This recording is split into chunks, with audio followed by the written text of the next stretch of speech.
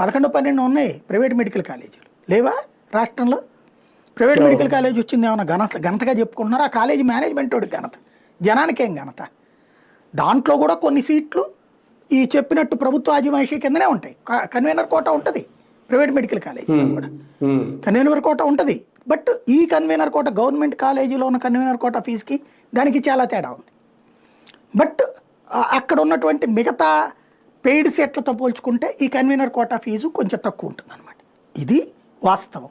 ఏదైనా సరే వాస్తవాలు వాస్తవంగా మాట్లాడుకోవాలి, కానీ అబద్ధాలతో ప్రజల్ని మోసం చేస్తూనే ఉన్నారు.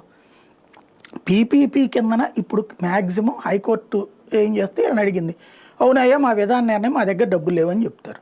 సరే ప్రభుత్వం అట్లా చెప్తుంది కదా, వాళ్ళ విధాన నిర్ణయం వాళ్ళ హక్కు, లైట్ అంటారు. కేంద్ర కోర్టు ఏమీ విధాన నిర్ణయం ఇది తీసుకోమని చెప్పేటటువంటిది ఉండదు.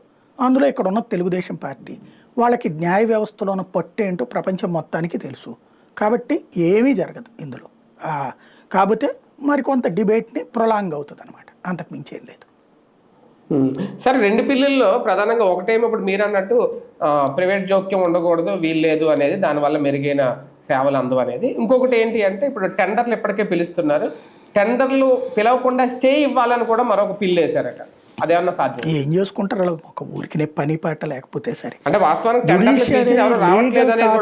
వీళ్ళు ఫెయిల్యూర్ అండి, అది ఇప్పటికే అర్థం కావట్లేదు వాళ్ళు ఎందుకని. మరి ఇప్పుడు ఎక్కడ లోపం ఉందో అది సరి చేసుకోకుండా ఎంతసేపటికి పార్టీ మేము కూడా నడుపుతున్నాం అంటే ఏం ఉపయోగం?